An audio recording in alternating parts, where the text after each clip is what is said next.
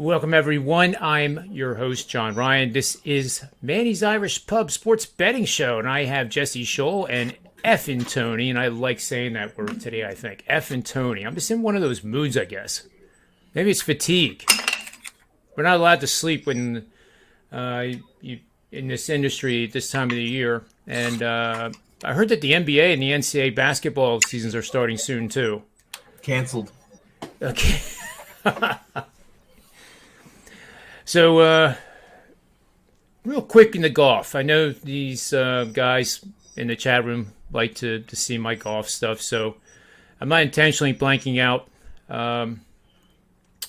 Jesse there, but those 17 names are what is going to be comprising of 5 DraftKings lineups for the tournament tomorrow, which is the Sanderson Farms Championship. And this was an event that I was going to pass on, guys, because the Ryder Cup was last week, and I am surprised guys like Sergio Garcia are playing this week. I guess when you really think about the Ryder Cup, it's 3 days, so it's a team format, so alternate shot in the mornings, and maybe it's not as demanding physically as a regular weekend event. But it's got to be draining emotionally.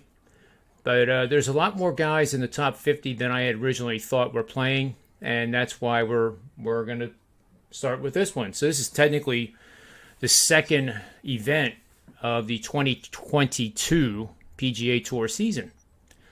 So in this pool, and I'll tweet this out later what the odds are. But your top ones on the board there, the ones that you want to focus on. So guys like Patton Kizzire, for sure, would be a top 10, top 20. I'll have to see what he is to win. But that's going to be pizza money. That's going to be pizza money across the board. I can assure you that is the case. I like Gary Woodland, too. Harold Varner III played well in the previous event. I probably will avoid, you don't see Sergio on here. He's been playing well, but you got to think there's going to be a little bit of fatigue with him.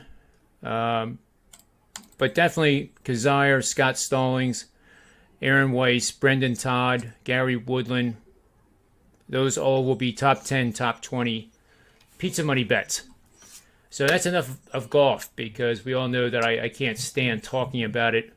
And there's so many other good things to talk about than the PGA Tour.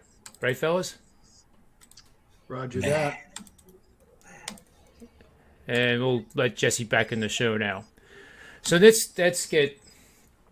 I want to say baseball for last, I guess, because we do have a hard stop today at 4:45 because we have other appearances and work to do and that kind of stuff. But I like looking at this, and this is week 4 now.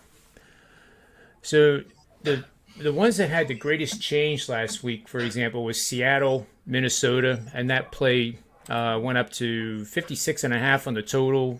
In the preseason at Westgate, it was lined at 48.5, and the final score was 48.5, basically. I think they scored 49. It was either 48 or 49. So it's a contrarian play. You're and not always. This is just a tool to get some of my thoughts going to direct me to a possible bet. So the biggest ones we have this week is the Cardinals-Rams total has gone to 55 from 49, and a 5.5 point movement lower in the total in the Giants-Saints game. 47.5 to 42 now. We also had a 5.5 point increase in the 49ers Seahawks game from a total of 46.5 to now 52.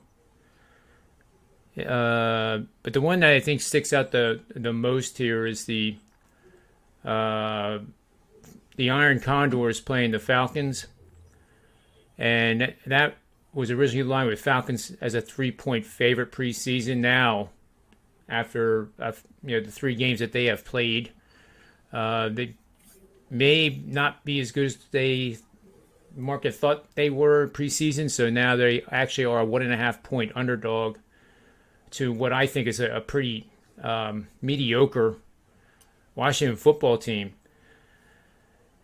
Obviously, the game we all want to talk about is the Bucs and the Packers.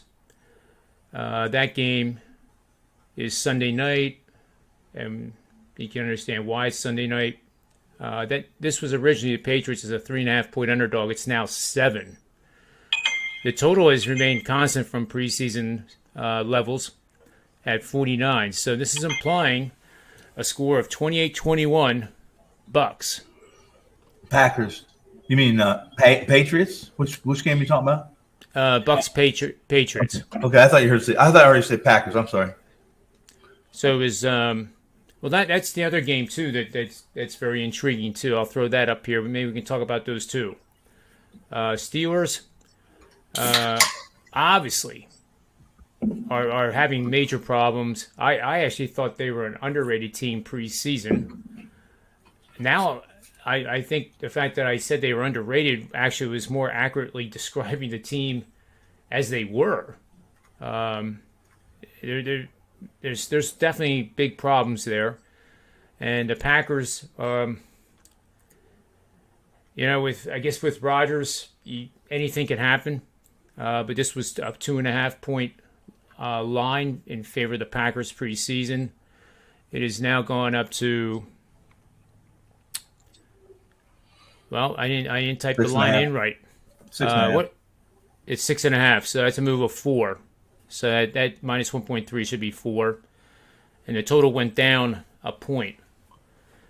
So I definitely agree with the market movement. I just I want to say the Packers are going to destroy the Steelers. Like 14 to 17 points, maybe more, but I'm scared to bet it. So, that's what we go through, guys. You think you have something, and then you think, oh, boy. It's like the Denver game, too. I think Denver probably is going to be one of those square bets in the Hilton contest and also the Circa. That'll be one of the top 5. I'd be surprised if it wasn't. But, their defense looks great against teams that are 0-9 combined. So what do we know about Denver that makes them such a hot commodity? I'm not so sure. But why don't we start with one of the games? Which game? You want to talk about the Bucs and the Patriots first? Sure. Whatever you want to talk about. All right, Bucs Patriots. Is Tommy going to go into New England and show the world? Is he going to go off? Is he going to throw for 5 touchdowns and absolutely destroy the man that he supposedly does not like too much presently, if you believe the media? I would have to say yes. I would have to say this is going to be an ugly game for New England, even though they're at home. Let's start with F and Tony and see what he has to say, because he talks to everybody too. He talks to a lot of beat writers, so he could get the inside skinny here on this relationship with Tommy and Bill, and if it's even remotely true. That's not what I hear. That's not at all. Not that. First off, Belichick's pretty difficult to put his arms around. He pretty much hates everyone the same. And he's not prejudiced at all, so it doesn't matter too much in that area. And Brady, he's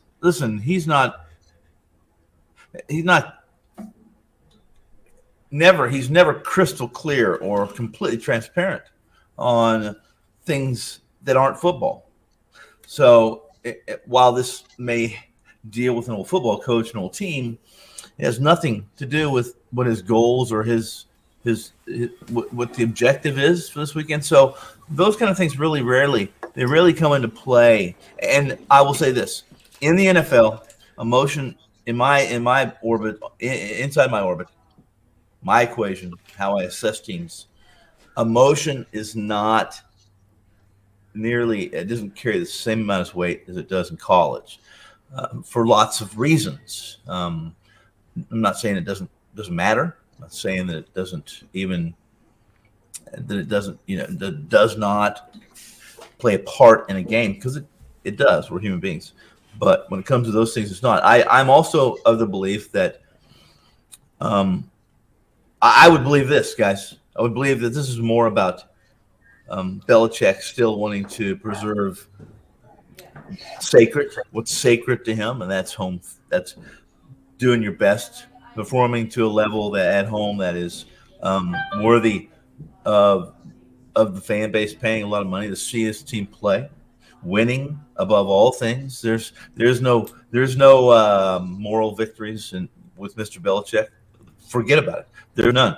Developing his young quarterback has nothing to do with having a moral victory. Which, when someone says a moral victory, it just means you lost. That's all it means.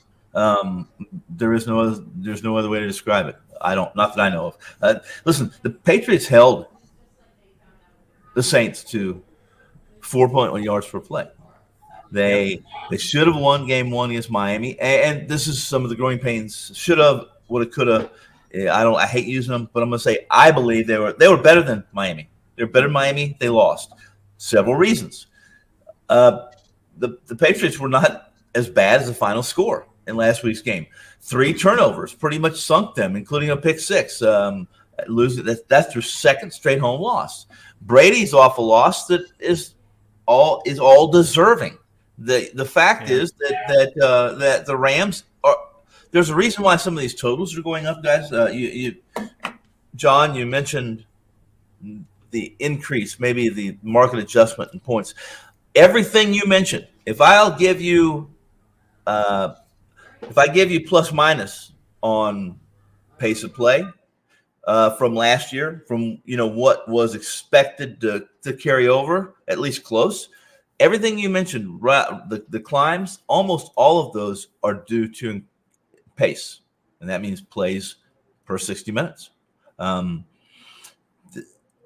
I will say this, that if anyone thought that the Rams were going to play at the same pace with Stafford as they played with Goff, then you're not paying attention.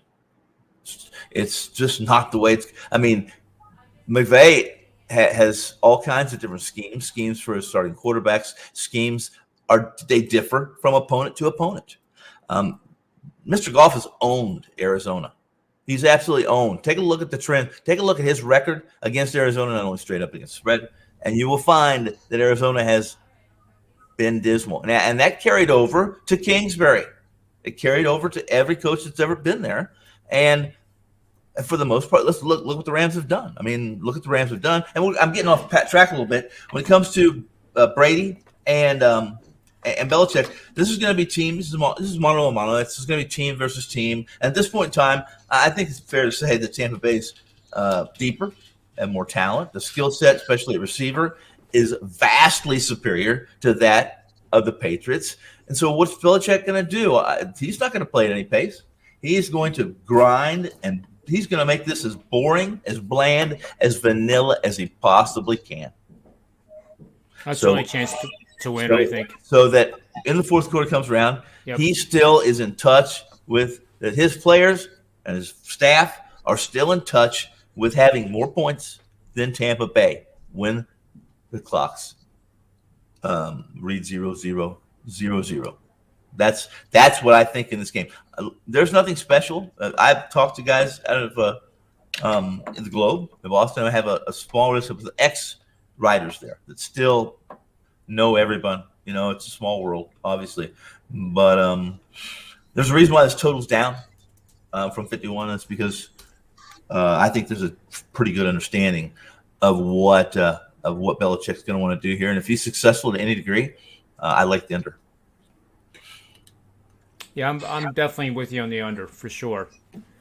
I have a couple angles too that back that up. I think I'll rip one of those off right now, and then we'll let Jesse have a few words. One of these is 80% last 5 seasons, 34-8 under record, play under the total against any team. In this case, it's New England, who was often upset loss as a favorite, going up against an opponent that played on the road where both teams scored 24 or more points. 34-8, 80%, 62% of these 42 plays went under the total by 7 or more. This situation is 2-0 this year already and 21-5 last 3 seasons. So I think that's pretty good, guys. It makes sense to me too. You know, 2 teams scoring 24 points. We have totals that are 55, but sometimes the one team won't. Only one team exceeds 24, and it ends up being a double-digit blowout. But when you have both teams going 24, that makes a lot of sense to me. And New England's New England. We've seen Belichick do this before, where he's been a home dog, and I'm not sure what he is as a home dog, but it's got to be pretty darn good, right? Listen, in 20 years, he hasn't been a home dog half a dozen times.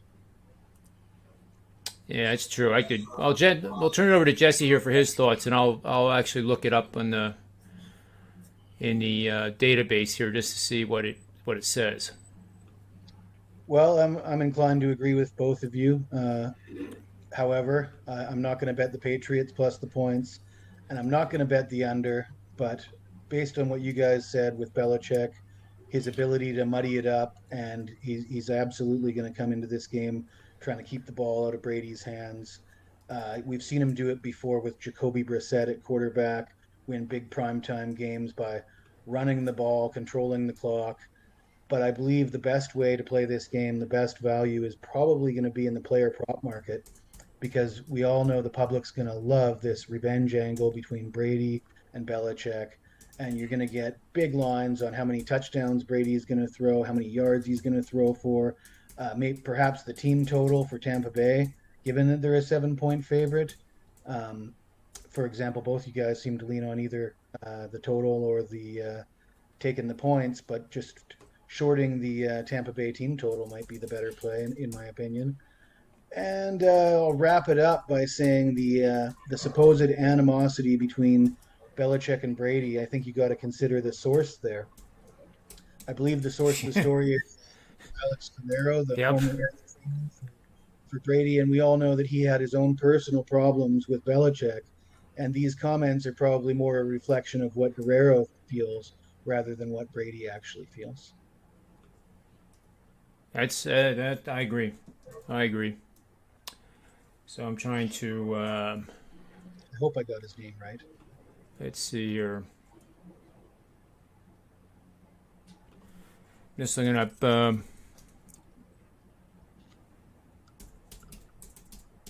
Belichick here, if I have it.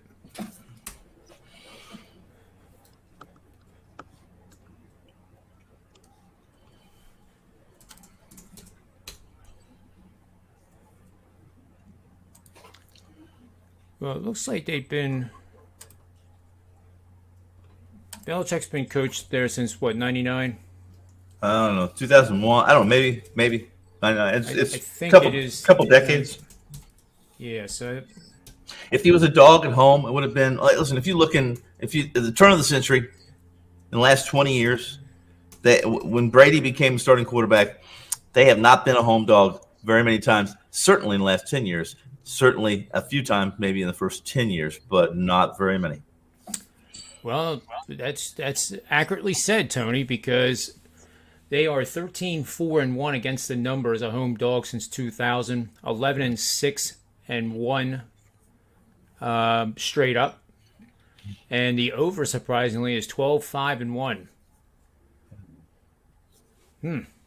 Well, you would have to look at who they're playing, and obviously, right.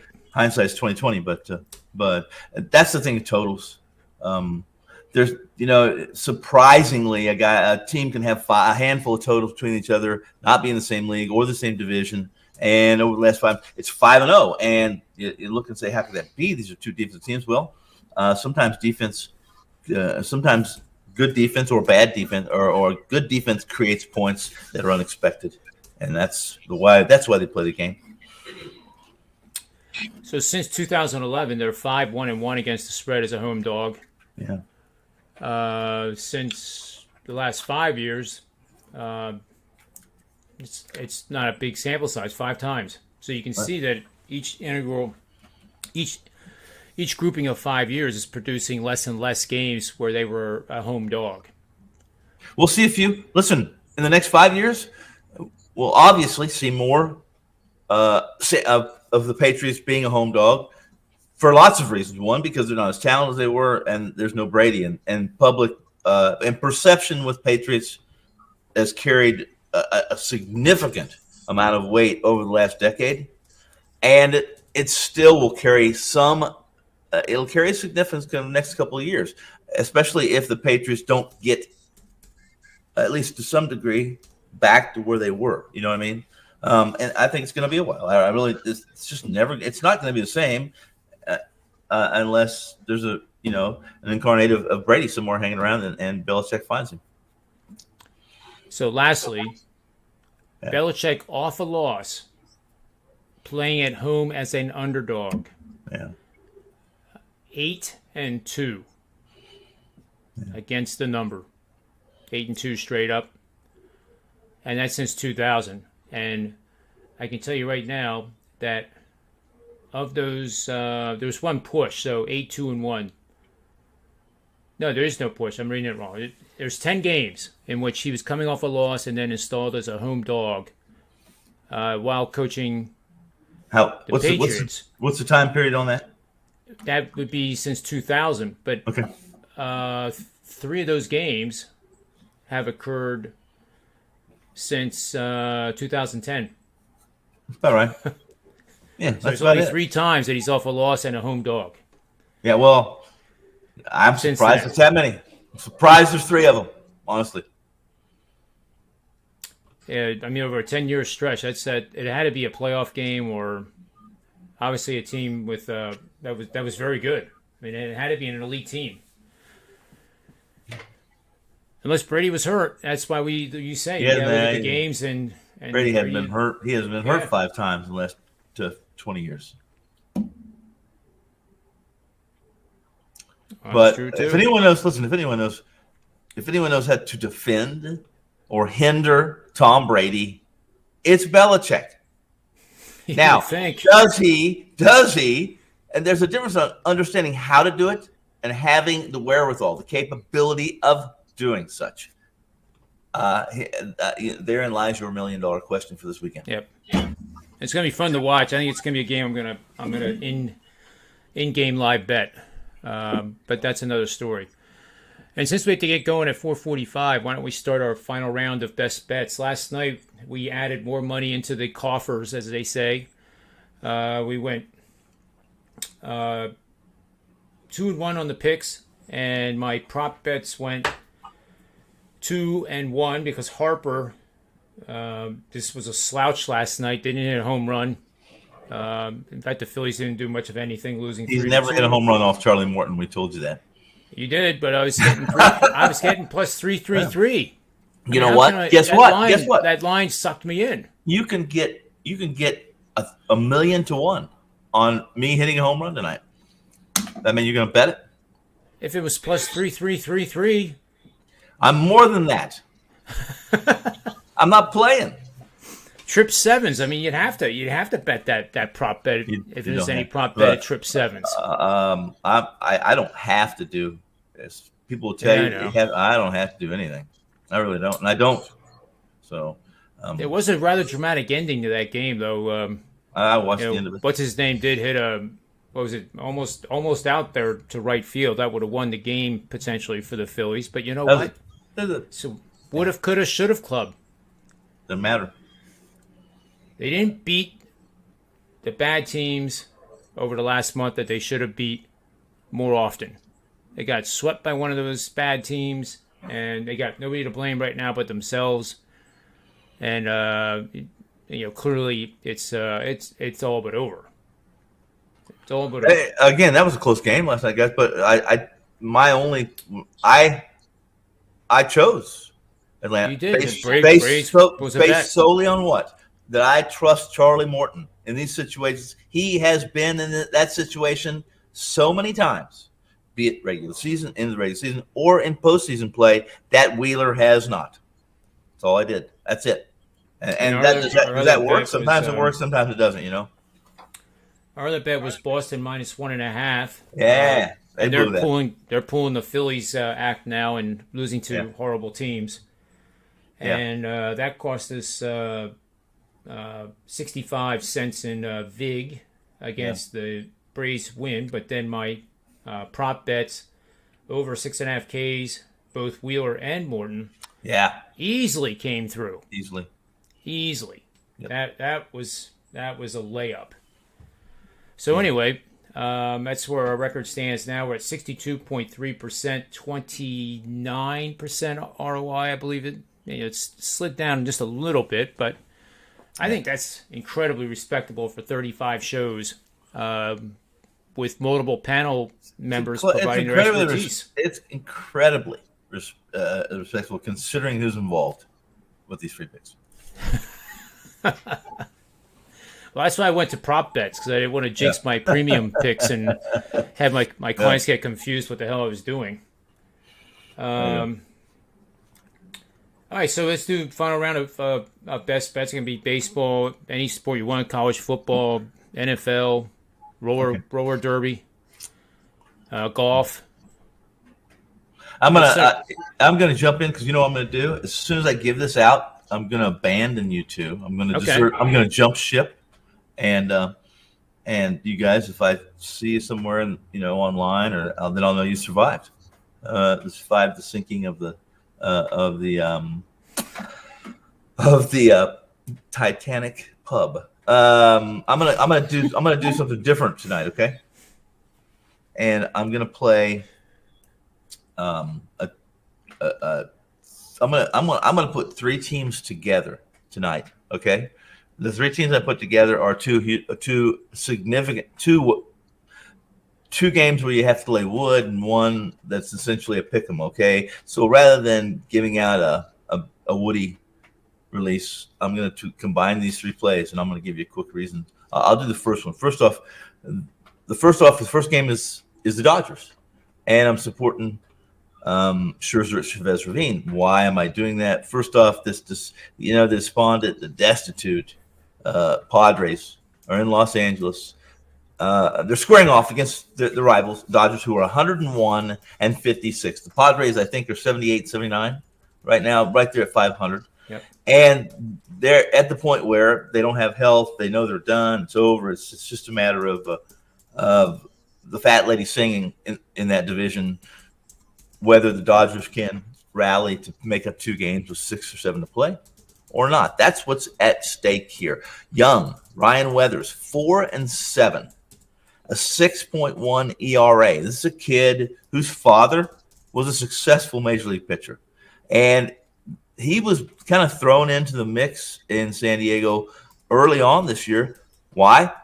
Because, again, injuries to this Padres pitching staff. And right now, there's really no reason for them to throw out anyone who's has a tickling or even a rumor of a ailment. They're just not going to do it because it's done. It's over for them. However, Weathers was very fortunate early on. In fact, he surprised and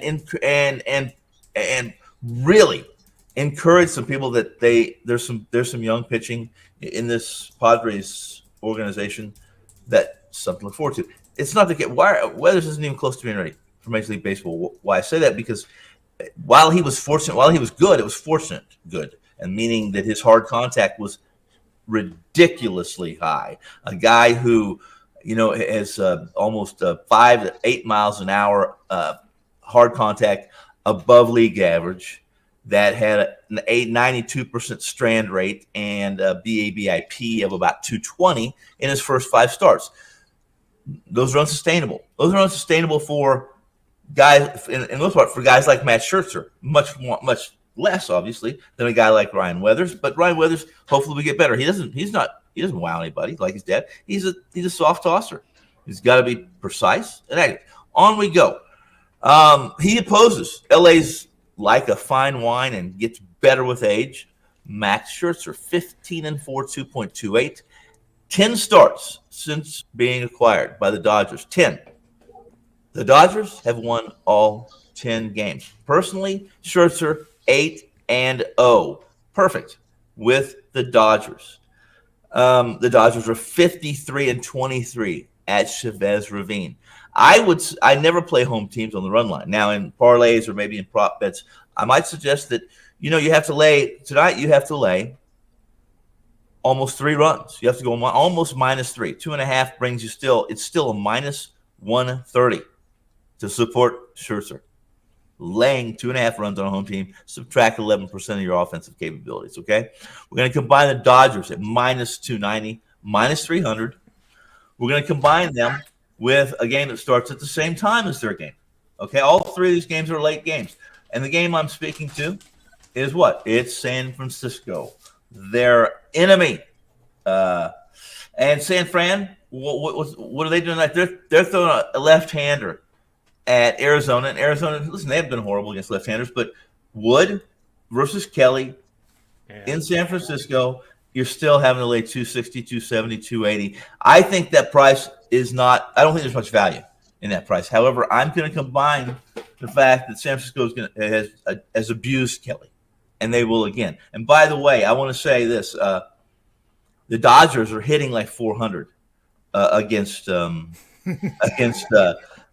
young Weathers. I mean, they have absolutely just made him look like a Pop Warner pitcher, if you know what I mean, at the major league level. A lot of teams have, actually. That's true. Yes, they have. Absolutely have.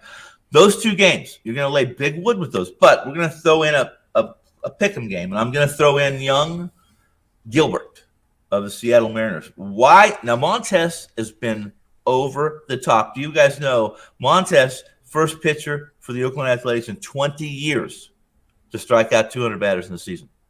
Montes has, at his age, it's not like he's in his prime. He's a little, but what I'm saying is he's really done some things, and it's not all tact because he has his strikeout, his K rate has increased dramatically from last year, from his career this year, and it continued even after they had the foreign substance issue. You know what I mean? So his RP, his revolutions, his rotations, all good, but he has been over the top, guys. Take a look at his numbers since All-Star break over the whole season. Montas is just been great. Save Seattle, and Seattle has hit Montas pretty darn good. And the umpire in there tonight's pretty neutral. But I'm combining, and I've been really long-winded. I apologize because I got to go. But you're going to take the Dodgers. Right. Dodgers -290. And you know what? I'm going to pull this up, and I'm going to do this. This is going to be kind of random because we don't have exact numbers. But let me do it. It'll take about. So it's a 3-legged parlay? It is a 3-team parlay with all of them starting about the same time, which would be 10 Eastern, right? 7 o'clock Eastern or Pacific here. And if I put together, let's just say for every $100 you play on this, okay? For every $100 you play, I'm going to say that both those big chalks are -300, and you're going to get -110. And this will give you a fair number. It's only going to return 2.5 to 1. That's it. So for every 100, have Seattle listed at. I have Seattle -110, and they are about. Actually, they're +100 at some joints. So honestly, it's going to be a little better than what I'm giving you. But roughly, it's still you got to win 3 games to return 2.5 to 1. Doesn't seem like right, but I like that better than recommending to the listeners that you lay 300 on Scherzer. Although I think that's I would do that. I rarely ever admit that I do it or recommend to do it. Scherzer wins tonight. This is a setup where here's the problem. Scherzer has to throw left-handed to get beat. What about the team total real quick? If you think the Dodgers are going to blow them out. Well, I do think that, and I looked at that, but here's the deal. Who's behind the plate? And that's another thing I didn't mention, but it's such a advantage for a Scherzer. It's Trip Gibson and one of the extreme pitcher-friendly umpires. Does he help Weathers? He doesn't help Weathers. He might help Weathers on a strike or two call, but you can't help a guy who throws a light ball, and has that much hard contact. It has to do with movement. It has to do with seeing the delivery is not deceiving whatsoever. And the Dodgers have a pretty good lineup. They have a pretty good 26 man roster of hitters. 4.5 over -135 is the Dodgers runs. So I would ask for 5.5. Yeah, I could. Here's the deal. It wouldn't surprise me if we went ahead and did that. They'd win 4-0, right? That's true. Yeah, that's true. So that's why I was asking you. Exactly.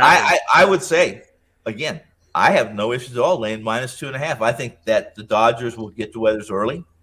And here's my main concern with doing such, and to correct me, both of you, Jesse, John, and that is, this is the last start. Unless this thing comes down to a Sunday where the Dodgers can still win or tie for the division, Scherzer won't pitch Sunday. You understand what I'm saying? Yep. So if that's the case, and the Dodgers get a 5-7 run lead tonight, it's very possible Scherzer may come out after 5 innings. They want to give him as much rest as possible, in case he pitches Sunday, or just to prepare him for Game 1. And I'm convinced of this. Although it may hurt Buehler's feelings, you're going to see Scherzer in Game 1 of – it may be Scherzer in that one-game postseason wild card playoff. Agree? Yeah. Experience. Yeah. Yes. I agree. And he's undefeated with the Dodgers. I mean, That's right. So that's the conundrum. If he does come out 4-5, and you're going to and they're up 5-8. What if they're up 4-5-0, and all of a sudden you're laying 3, and our buddy Dave Roberts brings in I don't know. He brings in Jansen. He brings it. Well, no, Jansen's bad enough, but he'll just, you know what? I'm going to throw a position player out there to pitch for a couple innings because I don't want to use any of my staff. So those are the things you have to overcome. Dave Roberts and the back end of the staff. If Dave Roberts uses a position player today, he would be a legend, forever. Yes. Listen, he's already a legend in his own mind. But he would. You're absolutely right. He would become a legend. Yeah. Well, no, you would become a legend. Oh, I would. Well, he would become a legend too. Not in the right way, though, would he? No. Not likely. No. So there you go, guys. And I enjoy this as usual, and I'm a little running late, so I'm going to say sayonara. You got it, man. That's your time. Good luck tonight. Best of all you construct this weekend. All right. You got it, man. Thanks, guys. I'll see you tomorrow. See you, man. There we go. Tony is quite the character. Yeah. Your mic doesn't quite sound right. Say something again. Yeah. Tony had a lot to say. Oh, that's better. That's better. And I'm sure the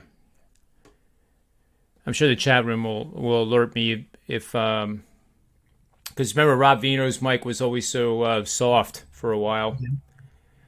But I like the play that he dished out there. 3 plays, actually. I was going to say if he's allowed to have 3. Can I have 2 then? Yeah. You can have as many as you want. All right. You want me to fire away? Sure. Well, when the great Tony Finn speaks, you listen. In fact, you don't have a choice. But one thing I've heard him say on this show more than once is that if there's one pitcher that he's going to trust, who is it going to be? Do you remember the name? Garrett Cole. Oh, yeah. Yep. He says if there's one guy, to pitch to save his life, it's going to be Garrett Cole. And the Yankees are going tonight in Toronto. I'm really shocked that the line is almost a pick 'em. I am too. And you got Cole going against Berrios. You got the Jays are kind of down in the dumps. They really needed to win last night's game. Now all the pressure's on. They got to win these next 2 games. Pressure's on the Jays. The Yankees have sort of set themselves up that they're in the driver's seat. They don't have to stress too much. The Yankees are playing better right now. Giancarlo Stanton is on fire, 13 RBIs in his last 4 games, homered in 4 straight games, while Vlad has kind of pulled a disappearing act the last 3 or 4 games. or the last week. And, the momentum is with the Yankees. They got Cole on the mound, and the price is great. So I'm going to go with that for my first play, my first best bet here. And then for my second best bet, I just want to rehash my play on Wisconsin that I gave out yesterday on the college football show. Yeah. And I actually screwed up and misspoke at the end and said, I'll take Michigan as a home dog. Well, of course, I want to clarify that Wisconsin's at home. And I did get Wisconsin as a 1-point dog on a Monday morning line. They're now a 1-point favorite at most books.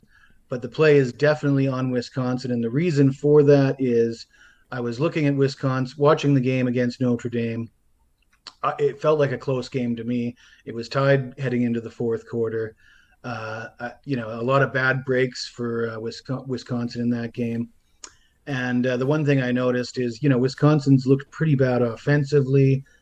They've lost to Penn State. They've lost to Notre Dame. But the Irish and the Nittany Lions ran for a combined 59 yards while beating Wisconsin in those games. Michigan's going to come to town and try and pound that rock, as they don't really have much of a choice with Cade McNamara at quarterback. The guy doesn't have a single game with double-digit completions.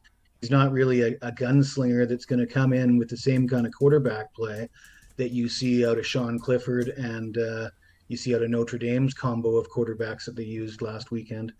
So, I think that the line movement, Wisconsin was a 9.5-point favorite preseason in this game, and that's gone down to close to a pick 'em. So you see a lot of recency bias in that game.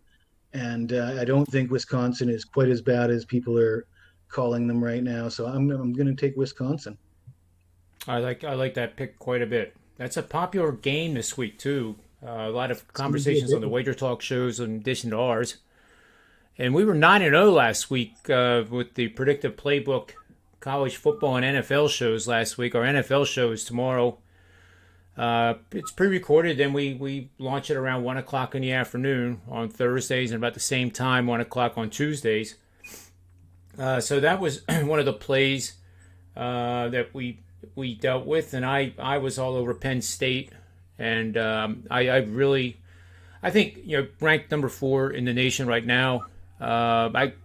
If you said they're not number 4, I would agree with you. But I think this is a team that James Franklin has on the rise, and they're getting better and better each week. Clifford's decision making, whereas the last year and the times that he did play the previous to that year, he was kind of locked in on 1, maybe 2 reads, and you can't do that at the Big Ten SEC level. You just can't. Now you see him extending plays. He has total command of the huddle. The confidence is just, oozing out of that whole team. Indiana now has to go into a 111,000 person stadium and take on Penn State. They had the whiteout last time against Auburn. Now they have the stripe out, which the sections of the stadium will alternate the dark blue Penn State color and then white. And they call that the stripe out. So it's not going to be real friendly for Indiana in terms of the noise level, and Happy Valley is Happy Valley. It's not like a nasty place where things are said about the people or the team that they're playing against. It's more of they just love to make noise and impact the game that way, especially at the student end, which when Indiana's going left to right on your TV screen, if they get in the red zone, they won't be able to check off a play. Whatever play was called is going to be run, and it's going to be run with a silent count. And that's a huge home field advantage. Ralph Michaels of Wager Talk has them as the single largest home field advantage in all of college football at 6.5 points. And I have a lot of respect for that number. I have a lot of respect for him and his data and the work he does for the Gold Sheet. And if that's the case, then 10.5 to me is very cheap.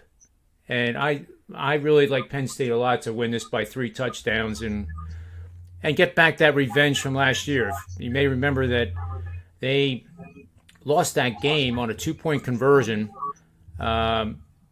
by their quarterback, who's starting this year too. And it was a very controversial call. They scored the touchdown with only seconds remaining. And then instead of tying it up with an extra point going to overtime, they decided to try to win it. And the play was very, very close to not being a 2-point conversion. But I guess there wasn't enough evidence to overturn it. It was one of the longest reviews I've ever seen in college football. But I think James Franklin may use that as a little bulletin board material for motivation. Not that this team needs any motivation. They're on a roll, and I think if you were in their locker room, I think they would tell you that they can beat anybody in the Big Ten and also take on Alabama and Georgia and beat them too. Who knows if they will? But Indiana that kind of confidence is going to have the same magic this year, do they? Penn State. Indiana.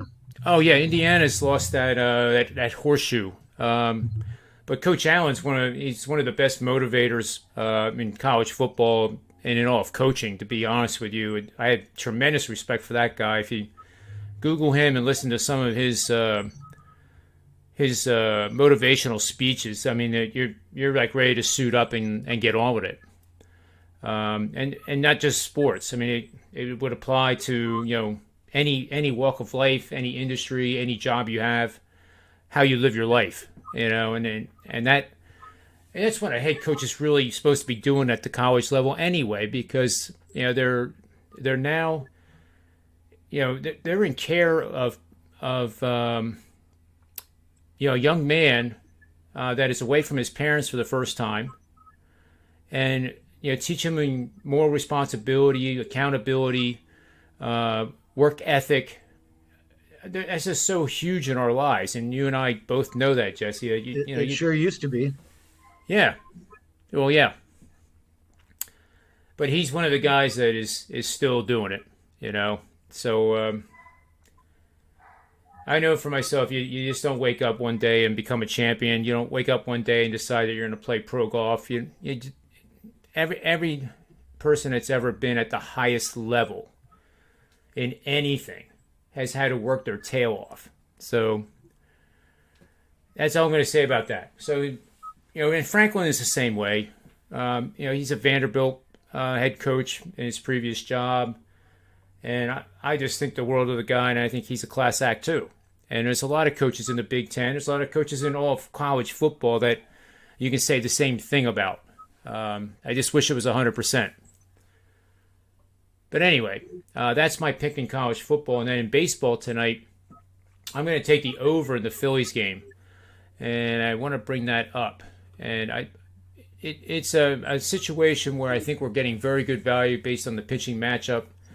I wouldn't be surprised to see Noah actually pitch well tonight, just because that's how baseball is. He's terrible on the road. He's very good at home. His last start at home, he fell behind 6-0 to the Pirates. And then the Phillies ripped off 12 runs in a row to win 12-6. And he did get credit for the win.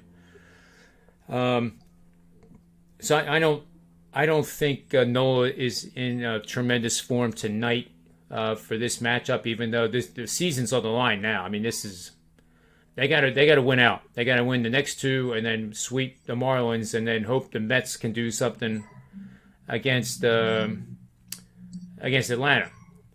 But we already know Grom possibly could have pitched if the game would have meant something. And to their credit, the Mets organization is saying, yeah, he could pitch, but there's no reason to pitch him. Why would you do it? And I agree 100%. So Noah here, I'm seeing like plus 127, 129 for the Phillies. And over is looking like minus 115. So we'll do the over 8 minus 115. And that's Phillies. And then we have Jesse with Wisconsin plus the 1. And what was your baseball again? The Yankees. I think Yankees. they're roughly minus 115, something like that. Maybe Yep. maybe even better. Yeah, if it was at Yankee Stadium, I think it'd probably be about 155. But being that it's on the road, and Toronto's offense too cannot be underestimated. So maybe that is a pretty good price. I'm actually seeing it lower now. Um, Yeah, you can get minus 110 at Pinnacle. yeah, and Westgate went to 109.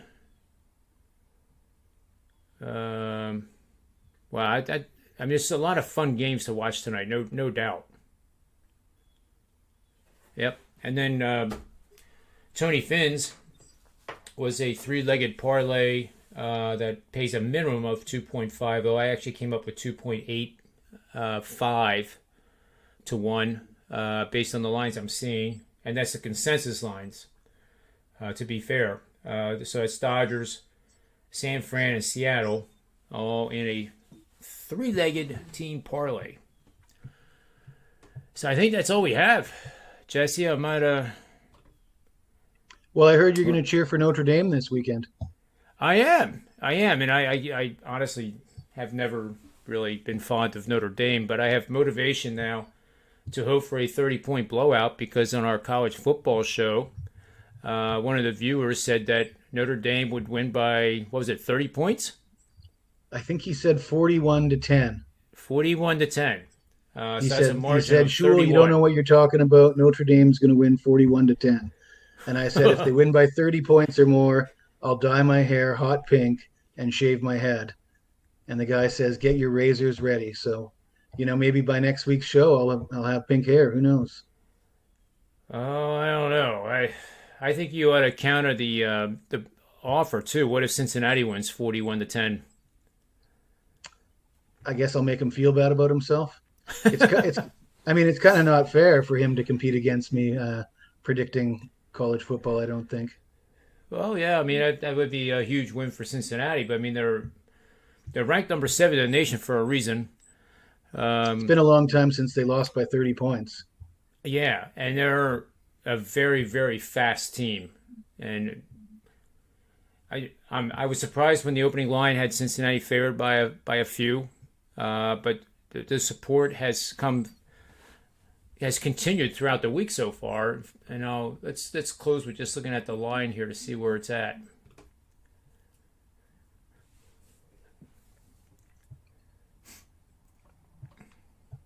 Let's see here.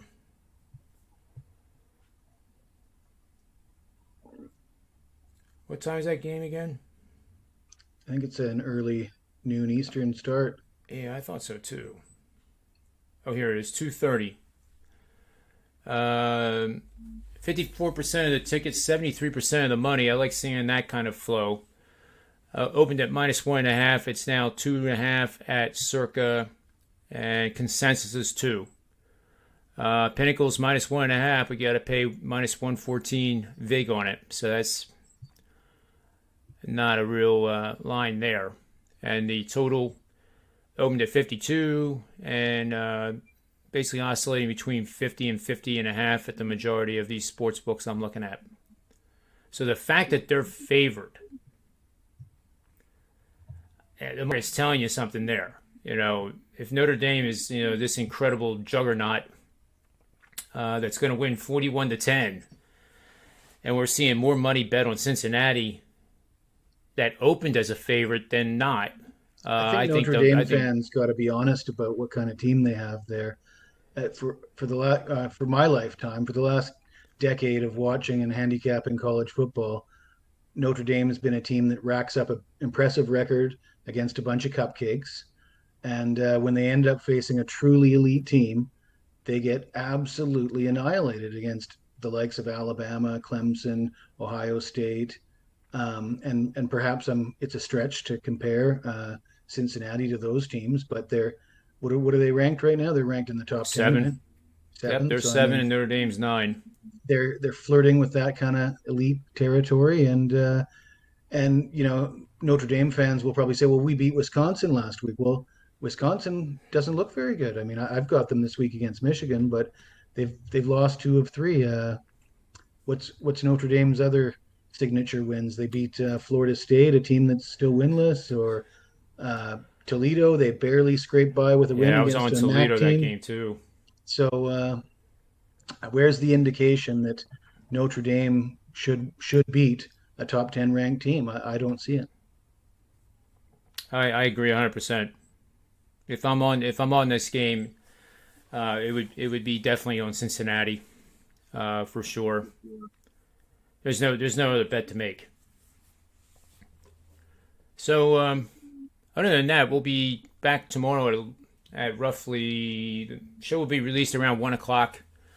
Hopefully sooner. We recorded at 11:15 a.m. Eastern Standard Time, and we'll do the NFL. And last week, Jesse was 3-0 with his prop bets, and the rest of us won. It was Chargers. I had under Seattle, Minnesota, and that was the 5. And then on the college football show, I believe it was Chuck and I went 2-0. So it was one hell of a week, and we'll look to continue that. And we did already, as Jesse told me backstage to mention, that Mad George and I on Monday went 5-0.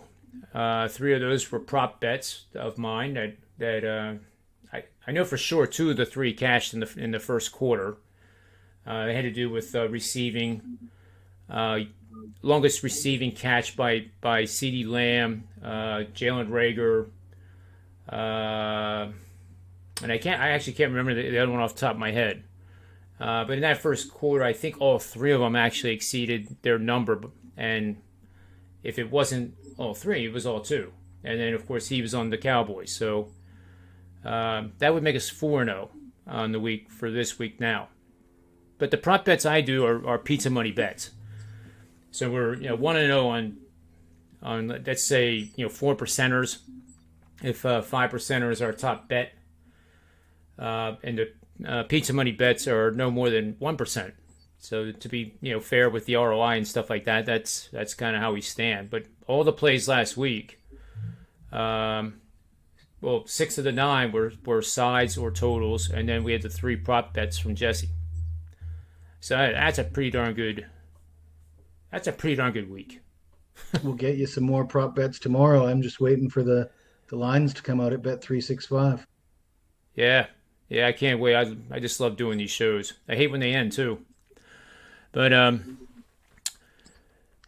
think that's all we have here. I wanted to thank Max on Record is always a good show here. He's he says no on the road fade. Well, yeah, I don't think there's any other way to play that one. But as I said, I like the total there a lot better than any of the sides. I think both teams will start hitting a little bit above their their average game, especially the Phillies. But I don't think they have the pitching or the bullpen in place. That means Atlanta could score 7 on their own merit, and the Phillies could score 6, and there you go, 13, and you're 5 runs over. So for everybody in the chat room, I appreciate you guys watching, and Jesse, I appreciate your time. I'll see you tomorrow at 11:15 to start recording a fun show. And on behalf of both of us and Tony Finn, Rob Vino, Tony Mejia, and all the other guys that come on this show, and sportsmemo.com and waitertalk.com, may all the wins continue to be yours.